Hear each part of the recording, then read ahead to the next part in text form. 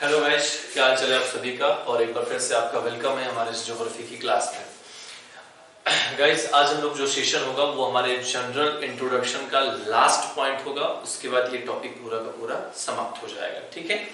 और फिर हम लोग एक नए टॉपिक पर चलेंगे। तो आज इस टॉपिक को जितना भी होगा पूरा का पूरा फिनिश करा देता हूँ।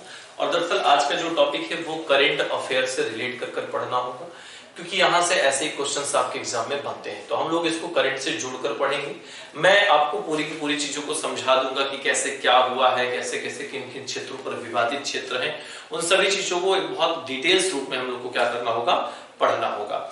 और आप लोग को कुछ दिन में हो सकता है कि इस हफ्ते में या इसी हफ्ते में हो सकता है कि मैंने एक टारगेट रखा था, उस पर क्वेश्चंस मैंने टाइप करवा दिए। ये बात याद रखिएगा, हमने ये सोचा है कि जितने भी पीसीएस 2010 से लेकर 2019 तक, 20 का तो हुआ नहीं है, 2019 तक जितने भी आपके एग्जाम्स हुए हैं, ठीक है, पीसीएस के, उसके 10 साल के पेपर को मैं सिर्फ जियोग्राफी के पेपर को मैं सारे क्वेश्चंस टाइप कराकर आपके पास भेजने वाला हूं। हमने 2-3 साल के पेपर टाइप करा लिए हैं, और भी जितना हमसे अगर 5 साल का होगा तो एक बार मैं 5 साल का भेज दूंगा, एक बार 5 साल का होगा एक बार 5 साल के भेज दूंगा, ताकि इस ज्योग्राफी के 10 साल के पेपर को सॉल्व करके आप इस बात का आकलन लगा सके कि जो हम लोग पढ़ रहे हैं या जो मेरे द्वारा पढ़ाया जा रहा है वो पढ़ाना आपके लिए कितना यूजफुल है, उससे क्वेश्चंस टच कर रहे हैं कि नहीं कर रहे हैं, या आप इन क्वेश्चनों को कर पा रहे हैं कि नहीं कर पा रहे हैं। तो सारे क्वेश्चंस मैं आपको यहाँ से एक बार कलेक्ट करके सारा का सारा क्वेश्चन मैं आपको दिलवा दूंगा। क्लियर हो गया? चलिए अब हम लोग आगे बढ़ते हैं। आज हम लोग जो पढ़ने वाले हैं वो हम लोग इंटरनेशनल लाइन के बारे में पढ़ने वाले हैं। किसके बारे में हम लोग पढ़ने वाले हैं? हेडिंग डाल लीजिएगा। आज जो हम लोग पढ़ने वाले हैं वो पढ़ने वाले इंटरनेशनल लाइन के बारे में पढ़ने वाले हैं। इंटरनेशनल लाइन को लेकर हम लोग क्या करने वाले हैं, चर्चा करने वाले हैं। इंटरनेशनल लाइन के लेकर हम लोग पढ़ने वाले हैं, यानी अंतरराष्ट्रीय सीमा के बारे में आज हम लोग डिस्कशन करेंगे। तो सबसे पहले तो यही जानना हमारे लिए इंपॉर्टेंट होगा कि सर इंटरनेशनल लाइन होता क्या है। सबसे पहली बात तो यही जानेंगे कि सर इंटरनेशनल लाइन होता क्या है, पहले आप यही बता दो। देखो, जब भी दो देशों के बीच अगर विवादित हो या स्थल को लेकर विवाद हो और दो देशों के बीच उस स्थल को लेकर एक निर्धारित सीमा निर्धारित किया जाए हो, एक सीमा को निर्धारित किया गया हो, वही सीमा को क्या कहा जाता है, इंटरनेशनल लाइन कहा जाता है।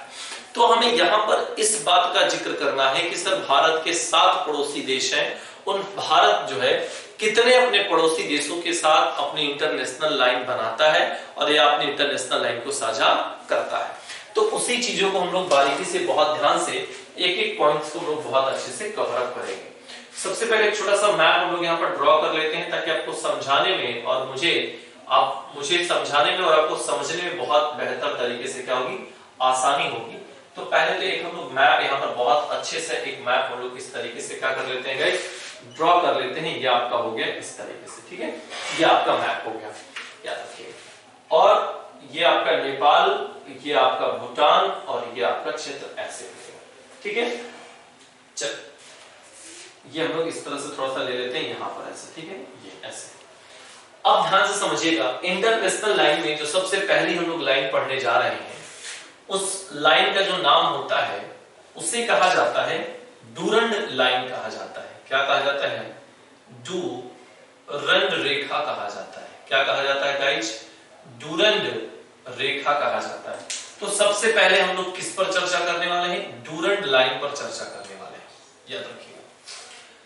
तो डूरंड लाइन अगर पूछा जाए कि वास्तविक रूप से डूरंड लाइन किन दो देशों या किन दो कंट्रियों के बीच खींचा गया है, तो हम लोग कैजुअली अगर हमें इसका आंसर देना होता है तो हम कहते हैं सर पाकिस्तान और अफगानिस्तान के बीच यह लाइन क्या किया गया है, खींचा गया है। किसके किसके बीच? पाकिस्तान और अफगानिस्तान के बीच यह लाइन खींचा गया है। पर ये हम गलत स्टेटमेंट देते हैं, गलत जवाब देते हैं। कहोगे सर कैसे गलत जवाब देते हैं? सारे किताबों में तो यही लिखा गया है कि सर डूरंड लाइन जो है वह पाकिस्तान और अफगानिस्तान के बीच खींचा गया है। तो मैं समझा देता हूं और खुद ही डिसाइड कर लेना कि किताब सही है या जो बताया जा रहा है वो रियलिटी है। याद रखिएगा, यहीं से हमारा आता है कौन सा, कुछ इस तरीके से हमारा आता है आपका ये वाला क्षेत्र जो कहलाता है इस क्षेत्र को अफगानिस्तान कहा जाता है। क्या कहा जाता है? अफगानिस्तान कहा जाता है। और आपको एक चीज पता है कि जब हमारे पाकिस्तान नाम का कोई अस्तित्व नहीं था, जब पाकिस्तान अस्तित्व में था ही नहीं, यानी इनफैक्ट कह लें जब भारत दो भागों में विभाजित ही नहीं हुआ था, यानी ये भी हिस्सा किसका माना जाता था? भारत का ही हिस्सा माना जाता था। और आपको ये भी पता होगा कि भारत ने अफगानियों के साथ भी कई सारे युद्ध किया है, उनके साथ भी तनावपूर्ण स्थिति बनी रही है। तो इस अफगानिस्तान और भारत के बीच क्या किया गया?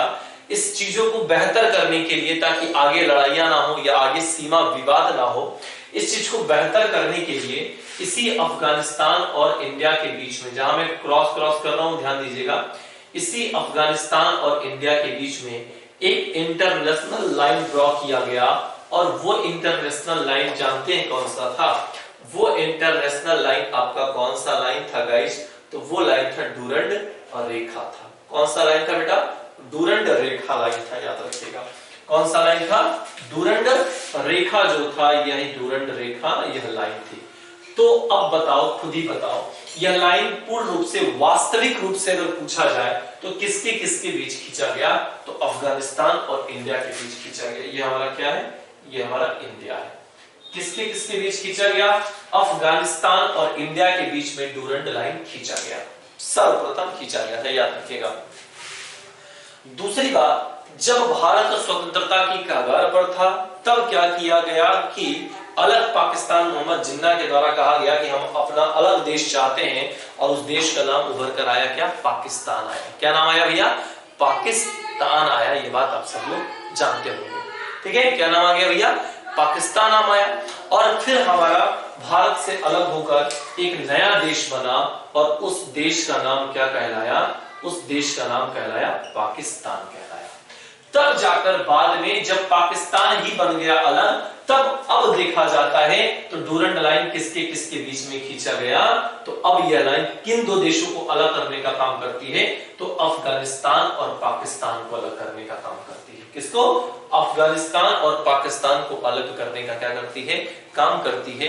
यह बात याद रखिएगा, ठीक है? क्लियर हो गया? यहाँ पर पूरी चीजें क्लियर हो गई, कोई कंफ्यूजन तो नहीं है ना? चलिए, तो यहाँ पर हम दो चीजों को बहुत आराम से लिख लेंगे, दो चीजों को समझ लेंगे। यहाँ पर लिखेंगे वास्तविक रूप से, यहाँ लिख लेंगे एक पॉइंट करके, वास्तविक रूप से किसके किसके बीच लाइन ड्रॉ किया गया था? दिख रहा है ना आपको? वास्तविक रूप से। तो गाइस वास्तविक रूप से खींचा गया था यह लाइन अफगानिस्तान प्लस इंडिया के बीच में खींचा गया था, ठीक है? यहाँ प्लस नहीं करते हैं, माइनस करते हैं, ज्यादा अच्छा रहेगा। माइनस इंडिया के बीच में खींचा गया था, ठीक है? लेकिन वर्तमान स्थिति आधार पर देखा जाए, वर्तमान आधार पर देखा जाए, ठीक है? दोनों चीजों को लिखवा रहे हैं, वर्तमान आधार पर देखा जाए। कहोगे सर दोनों क्यों लिखवा रहे हैं? क्योंकि पीसीएस, जो लोग एग्जाम पीसीएस 2018 का दिए होंगे, इसमें यही क्वेश्चंस पूछ दिया गया था कि बताइए कि भारत और अफगानिस्तान के बीच, या भारत डूरंड रेखा किन दो देशों के बीच खींचा गया था? उसमें दोनों ऑप्शन दिया था, अफगानिस्तान इंडिया और अफगानिस्तान पाकिस्तान। अधिकतर लोगों ने अफगानिस्तान पाकिस्तान मार कराया, और आयोग ने इसे लास्ट टाइम पर गलत कर दिया, ठीक है? किताबों में लिख दिया जाता है, लेकिन वो सही नहीं होता है। तो वर्तमान आधार पर अगर देखा जाए तो यह लाइन किसके किसके आधार पर खींची गई है? तो ये खींची गई है अफगानिस्तान माइनस पाकिस्तान। अफगानिस्तान माइनस पाकिस्तान, इन दोनों देशों के बीच ये लाइन क्या किया गया है? खींचा गया है। यह बात याद रखिएगा। बोलो, यहां तक का पूरा समझ में आ गया? एक पॉइंट आपको कभी भी पूछा जाए डूरंड लाइन को लेकर तो क्या है, तो आप इस चीज को समझ लीजिएगा बहुत अच्छे से। इसके बाद गाइस अगर हम बात करते हैं यहाँ पर पाक और इंडिया विवाद लेकर चलते हैं, पाक और इंडिया सीमा विवाद लेकर चलते हैं, पाक और इंडिया सीमा विवाद लेकर चलते हैं, विवाद लेकर चलते हैं। यहां से भी आपके क्वेश्चंस बहुत अच्छा बनता है, इंडिया पाक सीमा विवाद। सबसे पहला विवाद देख लेते हैं, सबसे पहली लाइन देख लेते हैं, किसको लेकर विवाद है? तो सबसे पहला हम लोग ले लेते हैं रेड क्लिफ को लेकर करते हैं। किसको? रेड क्लिफ रेखा को लेकर हम चर्चा करेंगे। किसको चर्चा करते हैं गाइस? रेड क्लिफ रेखा को लेकर हम चर्चा कर लेते हैं। भारत इंडिया सीमा विवाद, सॉरी पाकिस्तान भारत सीमा विवाद देख लेते हैं। तो हम लोग सबसे पहला जो पॉइंट हो जाएगा वो रेड क्लिफ रेखा हो जाएगा, इसको लेकर हम लोग चर्चा करते हैं। गाइस, जब हमारा भारत क्या हो रहा था, जब भारत पाकिस्तान दो भागों में विभाजित हो रहे थे, और इसका निर्धारण कब किया गया था गाइस? इसका निर्धारण 1947 में किया गया था। 1947 में यह लाइन क्या किया गया था? ड्रॉ किया गया था। ये बात याद रखिएगा। क्लियर हो गया? तो पाकिस्तान और इंडिया सीमा विवाद में हम देखते हैं कि जब हमारा भारत से पाकिस्तान अलग हो रहा था, तब लॉर्ड माउंटबेटन के द्वारा ब्रिटेन से रेड क्लिफ को बुलाया गया था, क्योंकि जिन्होंने जितने नाम देख रहे हो ये सब व्यक्ति के नाम है, जिन्होंने इस लाइन का निर्धारण किया उन्हीं व्यक्ति के नाम पर इसका नाम रख दिया गया। तो लॉर्ड माउंटबेटन ने क्या किया, बहुत ध्यान समझिएगा। जब इस बात की पहल उठ गई कि हमें पाकिस्तान एक अलग देश चाहिए, मोहम्मद जिन्ना जी के द्वारा छेड़ा गया बात, उसके बाद तमाम चीजें अपनी मुस्लिम लीग चीजों को होने लगा। उसके बाद लास्ट में जब हुआ कि भारत को स्वतंत्र कर दिया जाएगा, तो लॉर्ड माउंटबेटन के द्वारा ब्रिटेन से रेड क्लिफ को बुलाया गया था और उनको कहा गया कि भाई आप जाइए भारत और पाकिस्तान के बीच एक सीमा का निर्धारण करिए, ठीक है, और एक नए देश के निर्माण, पाकिस्तान का निर्माण करिए। तो इस पर एक मूवी भी बहुत अच्छी खासी बनी है, विद्या बालन की बेगम जान। आप लोगों ने अगर मूवी देखा होगा, बेगम जान एक मूवी है विद्या बालन की, उस मूवी में इसका बहुत अच्छे से क्या किया गया, जिक्र किया गया। तब 1947 में, यानी कब, 15 अगस्त 1947 में पाकिस्तान और भारत के बीच, किसके बीच भैया? पाकिस्तान और भारत के बीच एक लाइन खींचा गया। किसके द्वारा खींचा गया? तो रेड क्लिफ के द्वारा खींचा गया। भारत और पाकिस्तान के बीच क्या किया गया? बहुत ध्यान से एक पॉइंट समझना गाइस, बहुत बढ़िया से इसको समझाऊंगा मैं। भारत और पाकिस्तान के बीच क्या किया गया? एक लाइन खींचा गया, और वह जो लाइन बना, वह लाइन कौन सा कहलाया? रेड क्लिफ रेखा कहलाया। कौन सी लाइन कहलाई गाइस? रेड क्लिफ रेखा कहलाया। रेड क्लिफ रेखा खींचा गया, ठीक है। तो अगर कभी भी आपसे पूछा जाए कि रेड क्लिफ जो रेखा है वह किन दो देशों के बीच निर्धारित किया गया है या किन दो देशों के बीच खींचा गया है, तो आप बहुत आराम से कहना कि भाई यह इंडिया और पाकिस्तान के बीच क्या किया गया है? खींचा गया। कब किया गया है? इंडिया और पाकिस्तान के बीच क्या किया गया है गाइस? खींचा गया है। यह बात याद रखिएगा। अब यहां से आपके बहुत सारे प्रश्न, आपके बहुत अच्छे प्रश्न बनते हैं, उन प्रश्नों को बहुत ध्यान से समझिएगा, ठीक है। 1 मिनट रुके रहिएगा बस, चलिए, ठीक है, याद रखिएगा। बस 1 सेकंड रुक जाइए, थोड़ा सा पानी पी ले, फिर हम आपको पढ़ा रहे हैं, क्योंकि मुंह मेरा गला सूख रहा है, इसलिए थोड़ा सा पानी पी ले हम, ठीक है। चलिए, हो गया, क्लियर हो गया। तो इंडिया और पाकिस्तान के बीच ये लाइन खींची गई। किसी एग्जाम में इसकी लंबाई भी पूछ दिया जाता है, तो मैं लंबाई बताऊंगा। रेड क्लिफ लाइन पहले देख लेते हैं किसके बीच खींचा गया। तो ये भैया खींचा गया आपके पाकिस्तान और किसके? इंडिया के बीच में यह लाइन ड्रॉ किया गया, इंडिया के बीच में यह लाइन खींचा गया, पहला कंडीशन। दूसरा कंडीशन, इसकी कितनी लंबाई है, इसकी कई सारे एग्जामों में इसकी लंबाई भी पूछ ली जाती है कि भाई यह कितना किलोमीटर क्या है? लंबा है। तो याद रखिएगा, ये जो इसकी लंबाई है वो 740 किलोमीटर लंबा है। कितना? ये जो है आपके 740 किलोमीटर क्या है? इसकी लंबाई है। पूरा का पूरा कितने हैं? 740 किलोमीटर लंबाई, ठीक है। और अगर आपसे पूछा जाए, एक अगला क्वेश्चन अगर बने कि इसकी सर्वाधिक लंबाई कहां पर है, अगर क्वेश्चन बन जाए इसकी कि सर्वाधिक लंबाई कहां पर है इसकी, बहुत बढ़िया क्वेश्चन बताऊंगा, याद रखिएगा। इसकी अगर आपसे पूछे कि भाई बता दो कि ऐसे पूछ दे कि रेड क्लिफ जो लाइन है, रेड क्लिफ लाइन जो है वह भारत के किस राज्य के साथ सर्वाधिक सीमा साझा करती है, तो आप सबको पता होना चाहिए राजस्थान के साथ। तो यहां पर आपका लिख दिया जाएगा सर्वाधिक लंबाई जो इतनी सीमा साझा करती है वो किसके साथ करती है भैया? तो राजस्थान के साथ अपनी सबसे ज्यादा सीमा क्या करती है? साझा करती है। तो ये क्वेश्चन जो है आपके लिए बहुत ज्यादा इंपॉर्टेंट हो जाएगा। बात समझ में आ गई? चलिए, ठीक है। देखिए, हर एक प्रश्न को एकदम अच्छे से समझना है, ठीक है। चलिए, अब हम लोग आगे बढ़े। बोलिए भैया, आगे बढ़ा जाए तो बताइए फटाक से। चलिए, क्लियर हो गया। एक तो आपका इस क्षेत्र को लेकर चर्चा कर लिया गया। उसके बाद गाइस, अगर हम लोग इसमें एक और पॉइंट को जोड़े हैं रेड क्लिफ के अलावा, तो एक आता है LOC लाइन आती है। कौन सी आती है भैया? LOC आती है। बहुत ध्यान से इसको समझेंगे, बहुत अच्छे से पढ़ेंगे भी। अगर हम LOC के बारे में कहें तो LOC को क्या कहा जाता है इंग्लिश में? इसे कहा जाता है लाइन ऑफ कंट्रोल कहा जाता है, कंट्रोल कहा जाता है, लाइन ऑफ कंट्रोल कहा जाता है। यानी अगर इसकी हिंदी अगर देखेंगे तो इसे नियंत्रण रेखा कहा जाता है। क्या कहा जाता है गाइस? इसे नियंत्रण रेखा कहा जाता है। क्या कहा जाता है गाइस? इसे नियंत्रण रेखा कहा जाता है। याद रखिएगा, बहुत बढ़िया प्रश्न यहां से बनता है। LOC जो है वो लाइन ऑफ कंट्रोल, यानी इसे नियंत्रण रेखा कहा जाता है। ठीक है। और अगर LOC पूछा जाए कि किससे संबंध है, कहां पर यह लाइन ड्रॉ किया गया है, तो आज आप कह सकते हो कि यह जो लाइन है यह कश्मीर प्लस लद्दाख, कश्मीर प्लस लद्दाख में यह लाइन क्या किया गया है? खींचा गया है। यह बात याद रखिएगा। और वो कौन सी लाइन है तो वो भी हम आपको बहुत अच्छे से क्या कर दे रहे हैं, बता देते हैं। ये पूरा लाइन है आपका। क्या गाइस? ये पूरा जो लाइन आप देख रहे हो, ये जो मैं आपको लाइन दिखा रहा हूं, यही आपका लाइन जो पूरा का पूरा ये लाइन है, यही आपका लाइन क्या कहलाता है? LOC कहलाता है। क्या कहलाता है गाइस? यही आपका लाइन LOC कहलाता है। और ये जो देख रहे हो इसे कहते हैं POK, यानी पाक ऑक्युपाइड कश्मीर कहा जाता है। क्या कहा जाता है? POK, पाक ऑक्युपाइड कश्मीर कहा जाता है। याद रखिएगा। तो कभी भी अगर आपसे एक प्रश्न पूछा जाए कि LOC भारत के किस क्षेत्र से संबंधित है, तो कहना सब कश्मीर प्लस लद्दाख से संबंधित है। अच्छा, इसे नियंत्रण रेखा क्यों कहा गया? नियंत्रण रेखा क्यों कहा गया?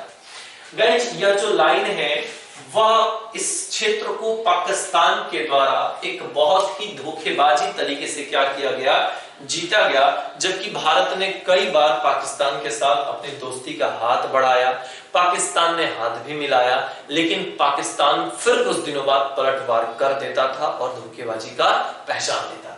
तो यह जो क्षेत्र है वो धोखेबाजी से इंडिया से पाकिस्तान ने क्या कर लिया? लड़ाई करके अपने कब्जे में कर लिया। लेकिन इसलिए इसको नियंत्रण रेखा कहा गया क्योंकि भविष्य में हम यह हिस्सा अपने अधिकार में कर लेंगे। और इसका सबसे बड़ा जीता जागता का एग्जाम्पल अगर आप देखोगे तो अभी हाल ही में आर्टिकल 370 आर्टिकल 370 जो है अभी क्या किया गया? हाल ही में संशोधित किया गया है।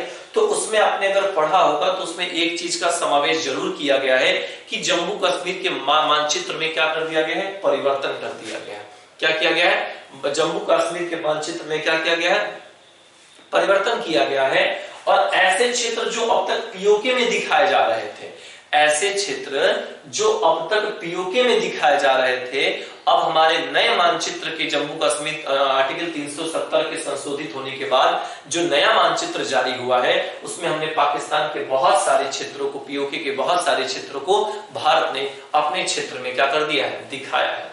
और भी एक न्यूज सुने होंगे, जब पाकिस्तान थोड़ा सा घबरा गया था, अब तक जब संशोधित आर्टिकल 370 संशोधित नहीं हुआ था, उससे पहले भारत सिर्फ अपने क्षेत्र को क्या करता था? अपने क्षेत्र से संबंधित जलवायु सूचना देता था। लेकिन इस बार भारत ने क्या किया है? गिलगित यहाँ पर है, यहाँ पर गिलगित आता है, गिलगित जैसे क्षेत्रों से संबंधित सूचना का प्रसारण भारत के द्वारा किया गया था। तो पाकिस्तान ने इस पर तुरंत रिएक्शन दिया और कहा कि इंडिया ये सही नहीं कर रहा है कि वो POK के क्षेत्र के भी की जो की मानसूनी सूचनाएं प्रसार कर रहा है, ये सही बात नहीं है।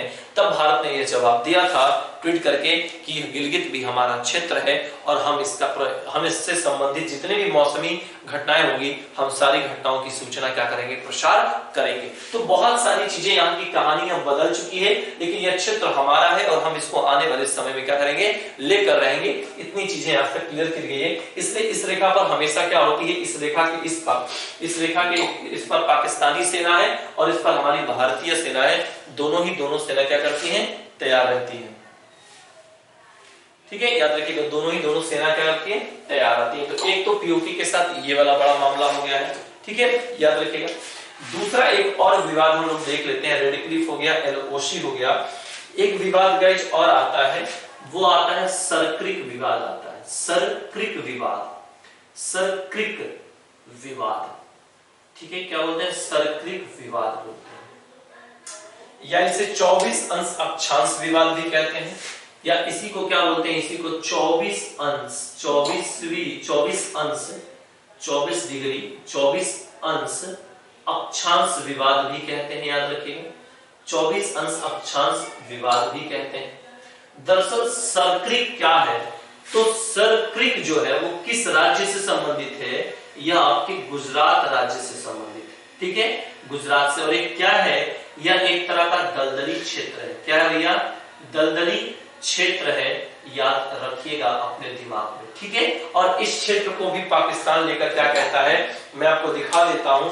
जो आप गुजरात का ये सिंबल बनाएंगे, जब ऐसे आप गुजरात बनाएंगे, यूं ऐसे करके, यूं ऐसे करके, ऐसे, तो ध्यान समझ लीजिएगा, ये अगर मान लीजिए हमारा गुजरात का ये एरिया है, कुछ ऐसे अगर हम बना देते हैं, तो यहां से जो इस तरीके से कटा हुआ जो ऐसे एक क्षेत्र यहां पर जो निकला होगा, यही क्षेत्र हमारा क्या कहलाता है, यही क्षेत्र हमारा सर्क्रिक कहलाता है। क्या कहलाता है गाइस, यही क्षेत्र हमारा सर्क्रिक कहलाता है, ठीक है, यही क्षेत्र हमारा क्या कहलाता है, सर्क्रिक कहलाता है। और लगातार पाकिस्तान अब इस क्षेत्र को लेकर तो खैर सक्रियता नहीं दिखा रहा है, लेकिन अभी भी गुजरात का यह क्षेत्र जो है, यहाँ पर भारतीय सेना अभी भी तैनात है। दरअसल पाकिस्तान ये कहता है कि यह जो दलदली क्षेत्र है, यह हमारा क्षेत्र है। किस आधार पर, रेड क्लिफ के आधार पर कहता है पाकिस्तान कि यह हमारा क्षेत्र है, यह मुझे दे दो, ये तुम्हारे क्षेत्र के या तुम्हारे भारत के भूमि के अधिकृत क्षेत्र नहीं आता है। लेकिन भारत कई बार पाकिस्तान को समझा चुका है कि भाई ये मेरे ही क्षेत्र के अंतर्गत आता है और ये मेरा ही क्षेत्र है। तो देखिए, हमारे भारत पाकिस्तान के बीच 3 क्षेत्रों को लेकर विवाद है। एक रेड क्लिफ को लेकर कोई विवाद नहीं है, चीजें क्लियर हो चुकी हैं। लेकिन एलओसी और सर्क्रिक, इन 2 क्षेत्रों को लेकर आए दिन विवाद होता रहता है भारत, ठीक है। तो ये सारी की सारी आप चीजें प्रोफार्मा तैयार कर लीजिएगा। और भी ज्यादा आपको इससे जानकारी चाहिए होगी, क्योंकि एग्जाम के पॉइंट ऑफ व्यू से मुझे जितना सही लगा है मैंने आपको उतनी चीजों को बता दिया है। लेकिन अगर आपको इसके बाद भी लगता है कि यार हमें और जानना चाहिए, तो आप गूगल पे सर्च करके इनके बारे में और तमाम सारी चीजें हैं पढ़ सकते हैं, पर मेरे हिसाब से इतना आपके लिए काफी हो जाएगा, ठीक है। चलिए, अब जो हम अगला क्वेश्चन की तरफ बढ़ते हैं, अगला क्वेश्चन और भी ज्यादा इंपॉर्टेंट है, उस चीज की तरफ बढ़ते हैं। अब हम लोग थोड़ा सा चाइना को लेकर पढ़ते हैं, यहीं पर हम बनाए, यहीं पर लिखेंगे भारत चाइना विवाद, ठीक है, इंडिया चाइना विवाद हम लोग पढ़ेंगे, ठीक है, यहीं पर पढ़ लेते हैं। यहां पर लिखते हैं इंडिया चाइना विवाद। क्या पढ़ेंगे गाइस, इंडिया चाइना विवाद को हम लोग लेकर थोड़ा सा चर्चा करते हैं बहुत अच्छे से, ठीक है। इंडिया चाइना विवाद को लेकर किन 2 चीजों पर चर्चा करेंगे। सबसे पहला पॉइंट हम लोग लिखेंगे एलएसी को लेकर लिखते हैं, किसको, एलएसी को लेकर चर्चा करेंगे। अब एलएसी का मतलब क्या होता है, लाइन ऑफ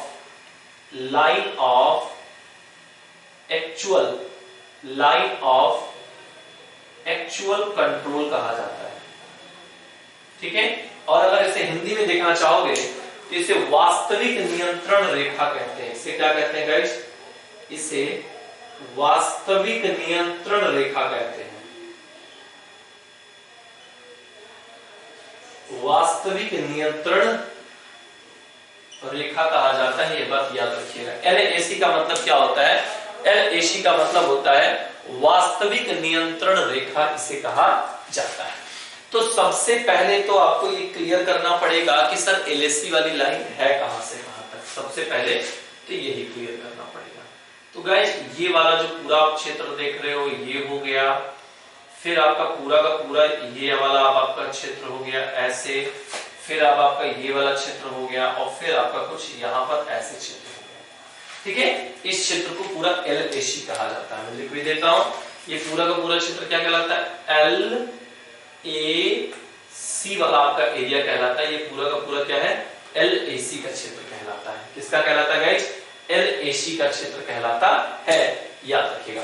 रुकिए, यहाँ पर मुझे और भी चीजों को बताना है, तो इसको ना लिखें ज्यादा अच्छा होगा, क्योंकि अभी करंट से जोड़कर पढ़ाना पड़ेगा तो मुझे दिक्कत हो जाएगी। पूरा थोड़ा सा मोटा कर देंगे ताकि चीजें आपको समझ में आ जाए। ये जो पूरा का पूरा एरिया आप देख रहे हो, ये पूरा का पूरा क्या है एरिया हमारा, ये एलएसी का एरिया कहलाता है। किसका गाइस, एलएसी का एरिया, पूरा का पूरा ये एलएसी का एरिया कहलाता है। हाँ,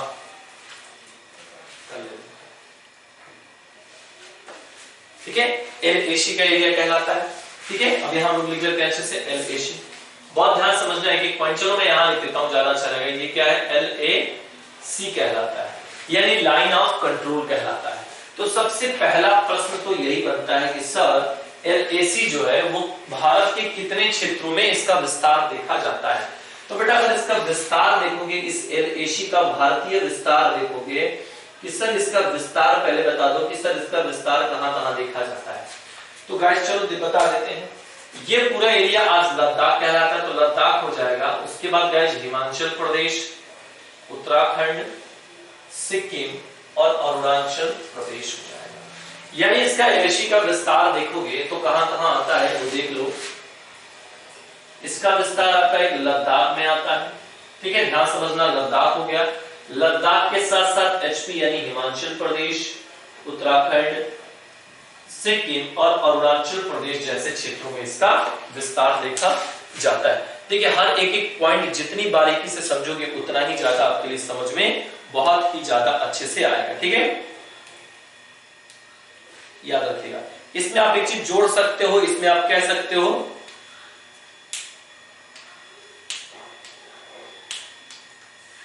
ठीक है, एक चीज आप इसमें और चीज जोड़ सकते हो, अगर करना हो तो कश्मीर भी ले सकते हो।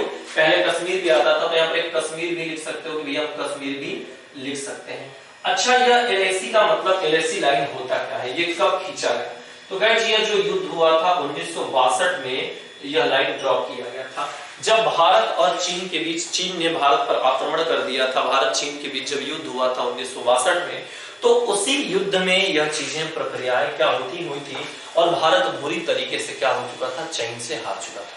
और चीन ने इस क्षेत्र को जीत कर अपने क्षेत्र में क्या कर लिया था, अधिकृत कर लिया था। एक बात याद रखिएगा, पहले से ही यह प्रचलन था कि जब भी एक राजा दूसरे राजा के साम्राज्य पर अगर आक्रमण करता है और अगर दूसरा राजा अगर वो युद्ध जीत जाता है तो अगला राजा या तो मारा जाता था या तो अपने आप को समर्पित करके पूरा का पूरा साम्राज्य क्या करता था, दे देता था।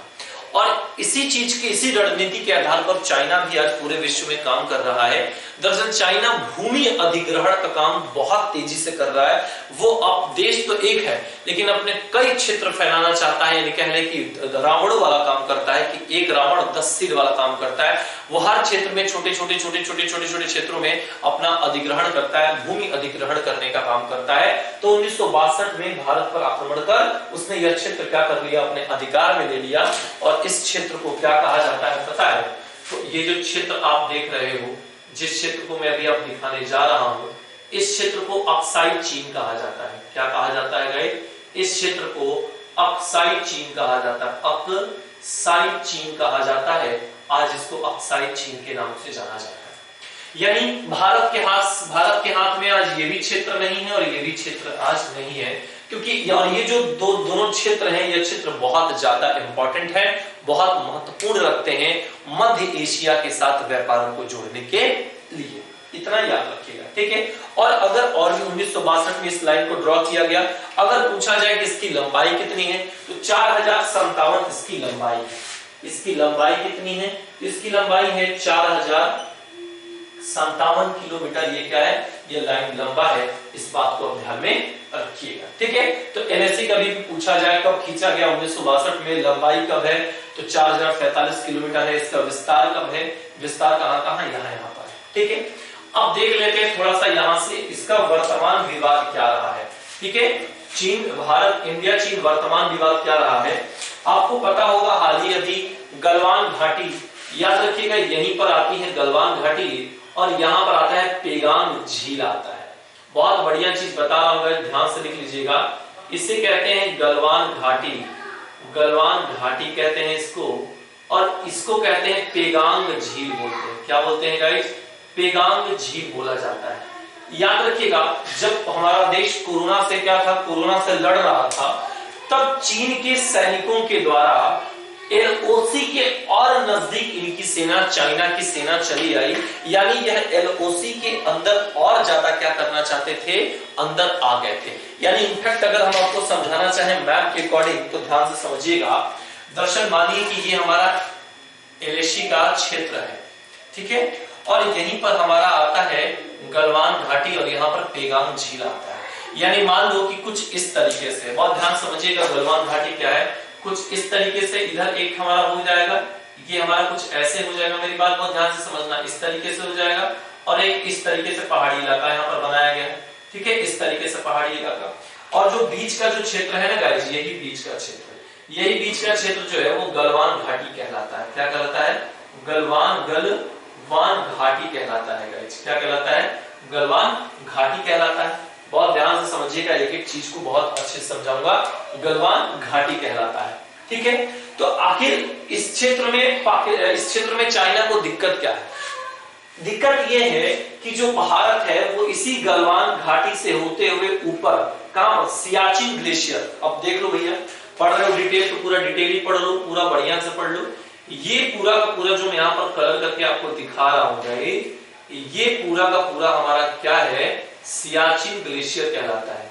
सियाचिन ग्लेशियर होता है। क्या होता है? सियाचिन ग्लेशियर होता है। याद रखिए। थोड़ा मैं पानी पी लूं, आप इसको ड्रॉ करिए फटाक से, पानी पी के आ रहा हूं, ड्रॉ करिए सबका।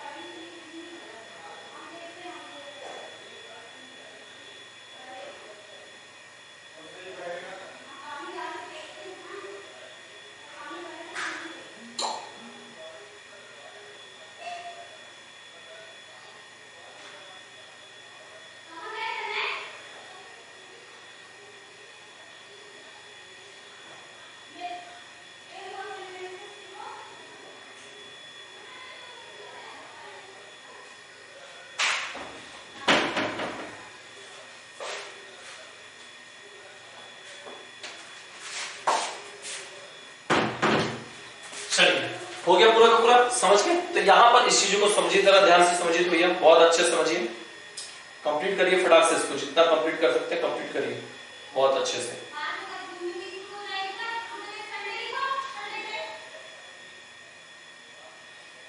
जल्दी करिए।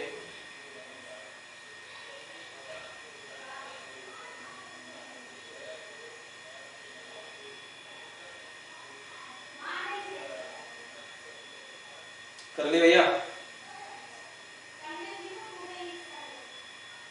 चलो ठीक है, याद रखिएगा। तो यहां पर ध्यान रखिएगा कि इसी गलवान घाटी, मतलब भारत क्या है, भारत इसी सियाचिन ग्लेशियर तक जाने के लिए, इसी सियाचिन ग्लेशियर तक जाने के लिए एक तरह के मार्ग का निर्माण कर रहा है। भारत क्या कर रहा है? एक तरह के मार्ग निर्माण कर रहा है। क्या कर रहा है? एक तरह के मार्ग निर्माण कर रहा है। दरअसल इस मार्ग के निर्माण हो जाने से भारत को गलवान घाटी क्षेत्र से लेकर सियाचिन ग्लेशियर तक जाने में किसी भी प्रकार की कोई दिक्कत नहीं होगी। यानी हम कह लें तो एलएसी पर हमारी मजबूती और ज्यादा हो जाएगी, क्योंकि बहुत तमाम टेढ़ी मेढ़ी घाटियां हैं, तो वहां से लोगों को बहुत पहले से उतरकर सैनिकों को पैदल जाना पड़ता है, एक लंबा सफर तय करना पड़ता है। तो और हमें भविष्य में हमें इस क्षेत्र में हमारी प्रबलता बनी रहे, हमारी ये स्ट्रॉन्ग पॉइंट बना रहे, इसलिए से भारत लगातार क्या कर रहा है, लगातार भारत गलवान घाटी के क्षेत्र से लेकर सियाचिन ग्लेशियर तक क्या कर रहा है, अपने एक मार्ग का निर्माण कर रहा है। और चाइना जानता है कि अगर भारत इस मार्ग का निर्माण कर लिया तो कहीं ना कहीं उसकी एलएसी पर मजबूती और ज्यादा हो जाएगी, और हमारी जो नियत है कि हम और एलएसी के अंतर्गत घुस के लद्दाख क्षेत्र को और ज्यादा अधिकृत करें, वो हम कर नहीं पाएंगे। तो दरअसल हुआ ये है, याद रखिएगा, फिंगर कहा जाता है। ये फिंगर फर्स्ट है, ये फिंगर सेकंड है, ये फिंगर थर्ड है, ऐसे करके ये फिंगर फिफ्थ है, और यहाँ पर फिंगर 4 आता है। दरअसल एलएसी जो लाइन है वो फिंगर 4 तक जाती है। एलएसी जो लाइन है वो फिंगर 4 से ऐसे क्रॉस होती है, तो चाइना का जो अधिकार है वो फिंगर 4 और फिंगर 5 तक ही है। अब एक तरफ भारतीय, ये चाइना की सेना खड़ी है, और एक तरफ यहाँ भारतीय सेना खड़ी है। मैप पर देखोगे दिखेगा। अब यही क्या कर रहा है, हमारा जो चीन है वो फिंगर 4 से कहां चला जा रहा है, फिंगर 3, फिंगर 2 और फिंगर 1 पर आने की कोशिश कर रहा है। यानी एलएसी के और नजदीक आने की कोशिश कर रहा है, ताकि हम भारतीय सीमा में घुसकर कोई ना कोई ऐसी गतिविधि कर दें जिससे भारत इस मार्ग का निर्माण न कर सके। तो इसी वजह से बहुत सारी चीजें हुई। आपने देखा होगा कि दो देशों के बीच बैठक भी किया गया इसी गलवान घाटी में चीजों को। तो यही मेन चाइना और विवाद रहा। पेगांग झील को भी लेकर विवाद है। पेगांग झील की तरफ भी लोगों का बढ़ाव बहुत तेजी से, इनके सैनिकों का जमावाड़ बहुत तेजी से बढ़ने लगा। आपने न्यूज में सुना होगा बहुत अच्छे से। तो इसलिए भारत चीन विवाद इस समय बहुत ज्यादा चर्चा में है। दूसरी बात, चाइना क्यों घबराता है मैं बता दूं। दरअसल ये पाकिस्तान है और पाकिस्तान से एक रोड बनाया है चीन के द्वारा, इसको याद रखिएगा। पाकिस्तान और चीन के द्वारा एक रोड बना हुआ है, ये एक रोड जाता है। पाकिस्तान और चीन ने मिलकर एक रोड का निर्माण, और ये रोड जो है वो भारत के पीओके क्षेत्र से होकर जाता है। और इस रोड का नाम जानते हो, मैं बताया था CPEC कहा जाता है, चाइना पाकिस्तान इकोनॉमिक कॉरिडोर कहा जाता है। और जानते हो, आपको भी हाल ही में मैं एशिया पढ़ाया था भैया, तो यहां पर एक पढ़ाया था ग्वादर पोर्ट पढ़ाया था। ग्वादर पोर्ट यानी ग्वादर बंदरगाह। जो ये ग्वादर पोर्ट है ना, अब किसके अधीन, किसको पाकिस्तान ने लीज पर दे दिया इस ग्वादर पोर्ट को? तो ग्वादर पोर्ट को पाकिस्तान ने चाइना को उसके लीज पर दे दिया है। और चाइना लगातार इस ग्वादर पोर्ट पर क्या कर रहा है, अपने सैन्य गतिविधियों को बढ़ा रहा है और वहां पर नई नई टेक्नोलॉजी को क्या कर रहा है, विकसित कर रहा है, ताकि ग्वादर पोर्ट के जरिए, ग्वादर पोर्ट यहां पर है और भारत यहां पर है, ताकि ग्वादर पोर्ट के जरिए पाकिस्तान, चाइना भारत के हर सभी गतिविधियों को पर क्या कर सके, नजर रख सके और किसी भी तरह से भारत को क्षति पहुंचा सके। तो इसलिए पाकिस्तान ने ग्वादर पोर्ट ये ऐसा काम किया ना, क्या बोल रहा है, छोड़ जाने दो, ठीक है। तो पाकिस्तान ने ग्वादर पोर्ट क्या कर दिया है, पाकिस्तान को दे दिया है। लेकिन याद रखिएगा, कभी भी चाइना पाकिस्तान को पब्लिकली अगर नहीं कहता है कि मैं सपोर्ट करता हूं, बल्कि इसको आंतरिक रूप से सबसे ज्यादा चाइना को, पाकिस्तान को चाइना सपोर्ट करता है।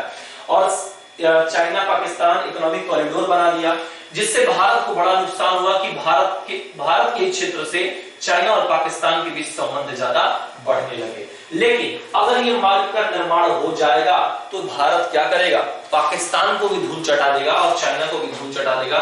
यानी ये जो चैन बनी हुई है, इस चैन को इस मार्ग के जरिए भारत क्या कर सकता है, तोड़ सकता है। और चाइना का भारतीय क्षेत्र से पाकिस्तान जो जाने वाला जो इकोनॉमिक कॉरिडोर है, उसको कहीं ना कहीं कम कर सकता है और उनके संबंधों को कहीं ना कहीं तोड़ सकता है, नाजुक बना सकता है। और चाइना भी ये बात बखूबी जानता है और पाकिस्तान भी ये बात बखूबी जानता है। इसलिए पाकिस्तान लगातार क्या कर रहा है, हस्तक्षेप करने का काम कर रहा है, याद रखिएगा। तो यही आपका रहा है, भारत पाकिस्तान चीजों को मुद्दा लेकर रहा है गाइस। उम्मीद है समझ में आपको आया रहा होगा। कोई भी दिक्कत होगी आज लेक्चर के बाद आप हमें एक बार कमेंट्स करके जरूर बता देना। उम्मीद हो जाएगा कि आपको समझ में अच्छे से आया है। चलो अभी एक चीज जान लेते हैं थोड़ा सा। यहाँ भी भाई पाकिस्तान, उत्तराखंड में भी अभी करता है। दरअसल उत्तराखंड में भी हाल ही में ये नेपाल को लेकर भी विवाद खड़ा हो गया था। दरअसल यहाँ पर एक जगह है जिसका नाम है काला पानी। काला पानी एक जगह है, काला पानी क्षेत्र। इस क्षेत्र को लेकर भी क्या हो गया था, नेपाल और भारत के बीच विवाद हो गया था। वो इसलिए गाइस ध्यान समझना, क्योंकि यहीं पर देखो, मैं यहीं पर छोटा सा जिंक करके, क्योंकि ये पूछा जा सकता है कि काला पानी क्षेत्र किससे संबंधित है, तो उत्तराखंड से संबंधित है। दरअसल यहीं पर हमारा कैलाश पर्वत आता है, ठीक है। और यहाँ पर एक दर्रा आता है, याद रखिएगा, यहाँ पर एक दर्रा आता है। उस दर्रे का नाम होता है लिपू लेक। लिपू लेक दर्रा होता है। कौन सा दर्रा होता है गाइस, लिपू लेक दर्रा होता है। और इसी दर्रे के द्वारा जो है भारत उत्तराखंड और लिपू लेक दर्रे से होते हुए काले पानी के क्षेत्र को टच भी नहीं कर रहा था, और काले पानी क्षेत्र से मोड़कर यह कैलाश यात्रा के लिए क्या बना रहा था, मार्ग बना रहा था। ये क्या है, कैलाश पर्वत है, कैलाश पर्वत है, ठीक है। और ये क्या है, इसी तरह से ये मार्ग का भारत क्या कर रहा था, निर्माण कर रहा था। और जैसे ही जबकि काला पानी से वो यूटर्न करके ले गया, काला पानी से टच तक नहीं कर रहा है, और नेपाल अब तक भारत को लेकर कोई टच नहीं करता था, लेकिन इसी क्षेत्र को लेकर क्या कर दिया है, भारत और नेपाल, यानी लिख सकते हैं कि इंडिया और नेपाल के बीच क्या हो गया है, विवाद हो गया है। तो याद रखिएगा, विवाद हुआ इसी क्षेत्र को लेकर, और नेपाल ने तुरंत ही अपने संसद में क्या कर दिया, इसके लिए विधेयक पारित करके नेपाल के नया मानचित्र को जारी कर दिया गया, और नेपाल ने इसको पूर्ण रूप से अपने क्षेत्र में दिखाने का काम कर दिया। बात समझ में आ गया। देखिए हर एक चीज को पढ़ाऊंगा बहुत अच्छे से चीजों को, ठीक है। तो आपके दो प्रश्न बन सकते हैं कि हाल ही में भारत और नेपाल के बीच किस क्षेत्र को लेकर विवाद हुआ, तो कहना काला पानी क्षेत्र को लेकर विवाद हुआ। किस दर्रे के द्वारा भारत कैलाश यात्रा को लेकर संपन्न मार्ग बना रहा था? लिपुलेख दर्रे से होकर मार्ग बना रहा था। लिपुलेख दर्रा किस क्षेत्र में आता है? उत्तराखंड क्षेत्र में आता है। भारत चीन के विवाद का कारण कौन सा? वो लद्दाख का क्षेत्र था, गलवान घाटी और पेगांग झील इसका क्षेत्र था। क्यों? क्योंकि एलएसी के क्षेत्र में भारत अपने एक नए मार्ग का निर्माण कर रहा था, जो सियाचिन ग्लेशियर से क्या करता है? सियाचिन ग्लेशियर को जोड़ने का काम करता है, जिससे भारत की एलएसी पर और भी ज्यादा मजबूती हो जाती, और भी ज्यादा पकड़ हो जाती, जो चाइना को कहीं ना कहीं पच नहीं रहा था। और चाइना के जो भी सैनिक हैं वो फिंगर 5 और 4 तक ही एलएसी की उनकी सीमा है, लेकिन वो फिंगर 3 और फिंगर 2 तक यानी एलएसी के सीमा के और करीब वो आ गए थे, जिसकी वजह से भारत ने उनको फिर से खदेड़ कर पीछे कर दिया है। आज वर्तमान समय में तमाम मीटिंग हुआ, इसी वजह से आपके टिकटॉक जितने भी आपके चाइना के एप्स थे, सारे ऐप पर पाबंदी लगाई गई, सारे कंपनियों को रोका गया, बहुत सारी चीजें की गई हैं।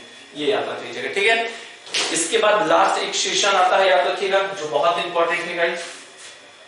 अब कैसे समझाएं इसको और डिटेल बताना पड़ेगा। ये समझ में आ गया ना? इतना कॉपी पर लिख लेना। अच्छा ये बताओ, यहां पर एक देश आता है ना भैया, कौन सा आता है? तिब्बत आता है। तिब्बत आता है, ठीक है। याद रखिएगा, भारतीय तिब्बत के द्वारा यहां पर अगर हम मैकमोहन रेखा की बात करें तो यहां पर एक रेखा और ड्रा की गई है। अरुणाचल प्रदेश के द्वारा एक रेखा यहां पर और ड्रा किया गया है, कुछ इस तरीके से ड्रॉ है, ठीक है। और इस रेखा को कहा जाता है मैकमोहन रेखा कहा जाता है, मैकमोहन रेखा कहा जाता है। यह रेखा कब ड्रॉ किया गया था गाइस? तो यह रेखा जो ड्रॉ किया गया था वो 1914 ईस्वी में क्या किया गया था? खींचा गया था। दरअसल अगर हम बात करें मैकमोहन, दरअसल तिब्बत जो है वो चीन के काफी समय तक अधीन रहा है। और पता है चीन ने तिब्बत का जो पश्चिमी क्षेत्र है, तिब्बत ये है, तो ये जो पूरा का पूरा क्षेत्र देख रहे हो, ये हमारे चाइना ने अपने अधिकार में तिब्बत से ले लिया था। लेकिन तिब्बत का ये पूर्वी क्षेत्र जो था चीन के अभी अधिकार में नहीं था। और तभी भारत ने क्या कर दिया? तिब्बत के साथ समझौता किया। ध्यान समझिएगा, तिब्बत का इसके पीछे बहुत लंबी स्टोरी है, बताऊंगा तो बहुत लंबा समय जाएगा, कोई मतलब नहीं, मुद्दे को समझो। तिब्बत यहां पर बताना चाहता हूं कि जैसे डूरंड को लेकर समस्या खड़ी होती है, उसी तरह मैकमोहन को लेकर ये भी विवाद का समय है, क्योंकि चाइना इसको मानता नहीं। उसका कारण समझ लो क्या है। तिब्बत चाइना के अधीन में था। सुनो ध्यान से, मान लो कि ये पूरा का पूरा तिब्बती क्षेत्र है और ये हमारा चाइना है। चाइना ने क्या कर लिया? तिब्बत को अपने अधीन में ले लिया, तिब्बत को अधीन में ले लिया, और तिब्बत का ये वाला पूरा का पूरा क्षेत्र अपने कब्जे में कर लिया, अपने कब्जे में ले लिया चीन ने। पर पूर्वी क्षेत्र को किसको कब्जे में लिया? ये पश्चिमी क्षेत्र को लिया और पूर्वी क्षेत्र को नहीं लिया। भारत ने इसी बात का मौका का फायदा उठाया और भारत ने क्या किया? भारत ने तिब्बत के साथ समझौता कर लिया और समझौते के तहत तिब्बत ने भारत के साथ सिग्नेचर करके कहा कि भाई जो अरुणाचल प्रदेश वाला क्षेत्र है उस पर आओ, हम लोग सीमा दोनों लोग साझा कर लेते हैं कि ना मैं तुम्हारे में भविष्य में आने में कोई दिक्कत हो सीमा और ना मेरे में। तो यही तिब्बत के साथ, तो याद रखिएगा जो वास्तविक निर्धारण किया गया था, याद रखिएगा जो वास्तविक निर्धारण किया गया था, जो वास्तविक निर्धारण किया गया था, वह वास्तविक निर्धारण किसके किसके बीच में हुआ था? तो यह हुआ था किसके? तिब्बत प्लस चीन के बीच में हुआ था, सॉरी तिब्बत प्लस इंडिया के बीच में हुआ था। अब जब यह समझौता हो गया, जब यह सिग्नेचर हो गया और यह लाइन ड्रॉ कर दिया गया, तब जब इस बात की चाइना को सूचना पड़ी, चाइना बौखला गया और भारत के ऊपर सीधे कटाक्ष किया और तिब्बत को पटक के मारा, और पटक के मारने के बाद ये भी पूरा का पूरा क्षेत्र तिब्बत का अपने अधिकार में ले लिया और कहा कि यह गलत समझौता किया गया है, बल्कि तिब्बत को अधिकार ही नहीं है कि वह समझौता कर सकता है, क्योंकि तिब्बत हमारे अधीन है, कार्य करता है। पर भारत ने माना नहीं, भारत लगातार लड़ता रहा। और चाइना क्या चाहता था? चाइना यह चाहता था कि जो ऐसे आपने लाइन ड्रॉ किया है वो लाइन आप ऐसे ड्रॉ कर दो। ये चाइना चाहता था, चाइना चाहता था कि आप जो लाइन ऐसे ड्रॉ की हुई, लाइन ऐसे ड्रॉ कर दो। तो सोचो फिर हमारा अरुणाचल प्रदेश का इतना क्षेत्र किसके अधिकार में चला जाता? चाइना के अधिकार में चला जाता। यानी भारत चाइना की तरफ से चारों तरफ से घिर गया होता आज। लेकिन भारत ने हार नहीं माना। भारत कहा कि भाई सुन ले, मैं नहीं करूंगा, जो उखाड़ना उखाड़ लो, मैं नहीं करूंगा। और लगातार चाइना ने कभी ब्रह्मपुत्र नदी के जल को रोककर भारत को पाकिस्तान किया, या कभी अरुणाचल प्रदेश में घुसपैठ करके अधिकार किया, लेकिन भारत ने हर बार मुंह तोड़कर जवाब दिया। और यह अगर अब पूछा जाए तो वर्तमान में अगर पूछा जाए कि वर्तमान में किसके किसके बीच में ये क्षेत्र आता है, तो अब सीधे सीधे कह देना चाइना प्लस इंडिया के बीच में इस क्षेत्र का निर्धारण किया गया है। बोलो डाउट क्लियर हो गया कि नहीं क्लियर हुआ? यही पूरा का पूरा आपका क्या था, आज का सेशन पे डिपेंडेंट था गाइस। उम्मीद होगा कि यह पूरा का पूरा सेशन आपको बेहद अच्छे से समझ में आया होगा, जबरदस्त तरीके से समझ में आया होगा और मजा आया होगा पढ़ के। देखो समझाना इसमें बस समझाना ही था और किसी चीज पर इस पे ज्यादा जिक्र करना नहीं था। जहां जहां मुझे विशेष लगा वहां मैंने चीजों को बहुत अच्छे से आपको समझा दिया, बता दिया। और एक चीज और जानना चाहते हैं तो यहाँ एक चीज और लिख लीजिएगा, डोकलाम विवाद पढ़ना होगा तो पढ़ लीजिएगा। यहाँ पर मैं लिख देता हूँ डोकलाम विवाद भी हुआ था, डोकलाम विवाद पढ़ लीजिएगा। अगर आपको पढ़ना होगा तो पढ़ लीजिएगा, ठीक है। डोकलाम विवाद अभी हुआ था ना, सिक्किम के क्षेत्र में चाइना अपना रोड बना रहा था, तो भूटान और भारत और चाइना के बीच इस बात को लेकर बवाल हो गया था। भारत बोला था कि तुम्हें हम रोड बनाने नहीं देंगे, क्योंकि चाइना क्या कर रहा था, चाइना यहाँ से सिक्किम से होते हुए भूटान की तरफ क्या कर रहा था, भूटान की तरफ एक मार्ग का निर्माण कर रहा था, जिस पर भारत ने क्या कर दिया था, उंगली उठा दिया था कि ये डोकलाम आप रोड बना नहीं सकते हो। तो अगर आपको डोकलाम विवाद पूछा जाए तो बता सकते हो सिक्किम राज्य से संबंधित है डोकलाम हमारा विवाद। तो इस तरीके से सारे भारतीय क्षेत्रों को मैंने अच्छे से समझा दिया है। अब आपका काम ये है कि अब आप इनको अच्छे से कॉपी पर बना लीजिएगा और इन सभी को अच्छे से दिमाग में बैठा लीजिएगा।